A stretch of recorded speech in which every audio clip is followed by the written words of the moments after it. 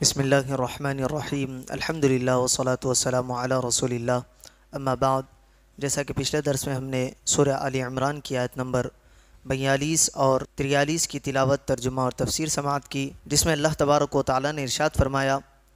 اور یاد کرو جب فرشتوں نے کہا اے مریم بے شک اللہ نے تمہیں چن لیا ہے اور تمہیں خوب پاکیزہ کر دیا ہے اور تمہیں سارے جہان کی عورتوں پر منتخب کر لیا ہے۔ اے مریم اپنے رب کی فرمانبرداری کرو اور اس کی بارگاہ میں سجدہ کرو اور رکوع والوں کے ساتھ رکوع کرو۔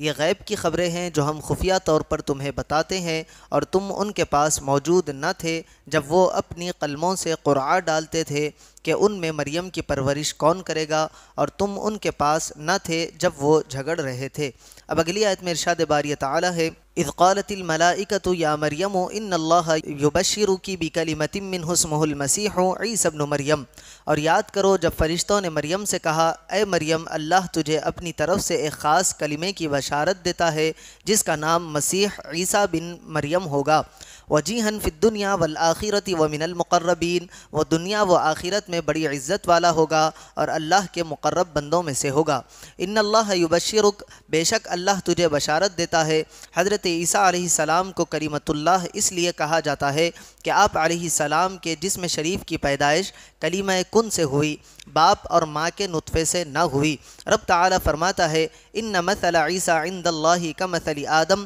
بے شک عیسیٰ کی مثال اللہ کے نزدیک آدم کی طرح ہے، خلقہ من تراب ثم قال له کن فیکون، اسے مٹی سے پیدا کیا پھر اسے فرمایا ہو جا تو وہ ہو گیا۔ حضرت عیسیٰ علیہ السلام کے بارے میں فرمایا کہ وہ اللہ کا کلمہ ہے، نام مبارک عیسیٰ ہے، لقب مسیح ہے، کیونکہ آپ علیہ السلام مس کر کے یعنی چھو کر شفا دیتے تھے۔ دنیا و آخرت میں عزت و وجاہت والے ہیں اور رب کریم کے مقرب بندے ہیں۔ اس آیت میں حضرت عیسیٰ علیہ السلام کی نسبت باپ کی بجائے ماں کی طرف کی گئی۔ اس سے معلوم ہوا کہ حضرت عیسیٰ علیہ السلام بغیر باپ کے صرف ماں سے پیدا ہوئے ہیں، کیونکہ اگر آپ علیہ السلام کا کوئی باپ ہوتا تو یہاں آپ علیہ السلام کی نسبت ماں کی طرف نہ ہوتی بلکہ باپ کی طرف ہوتی، جیسا کہ قرآن مجید میں اللہ تعالی نے خود فرمایا ہے کہ ادعوا لآبائہم هو اقسط عند اللہ، لوگوں کو ان کے باپوں کی نسبت سے پکارو، یہ اللہ کے نزدیک زیادہ انصاف کے قریب ہے۔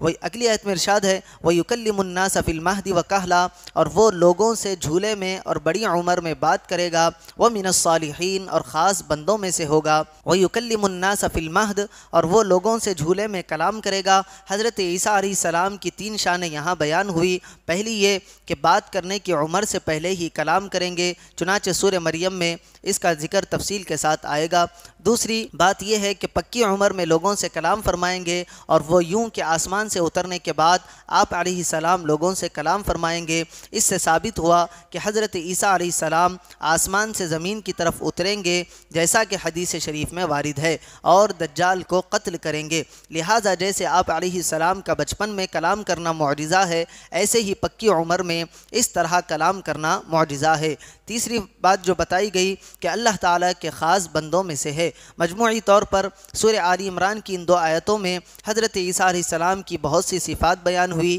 پہلی یہ کہ کلمۃ اللہ ہونا، دوسری یہ کہ مسیح ہونا، تیسری یہ کہ حضرت مریم رضی اللہ عنہا کا بیٹا ہونا، چوتھی یہ کہ بغیر باپ کے پیدا ہونا، پانچویں یہ کہ دنیا میں عزت والا ہونا کہ قرآن کے ذریعے سارے عالم میں ان کے نام کی دھوم مچا دی گئی، آخرت میں خصوصی عزت والا ہونا بہت سے طریقوں سے ہوگا، ان میں سے ایک یہ بھی ہے کہ قیامت میں انہی کے ذریعے مخلوق کو حضور اکرم صلی اللہ علیہ وسلم تک رہنمائی ملے گی، چھٹی یہ کہ بارگاہ الہی میں بہت زیادہ قرب و منزلت رکھنے والا ہونا وغیرہ۔ معلوم ہوا کہ پیغمبروں کی نعت خوانی سننا سنت الہیہ ہے۔ اللہ تعالی ہمیں اس کی توفیق عطا فرمائے، کہنے اور سننے سے زیادہ اعمال صالحہ کی توفیق عطا فرمائے۔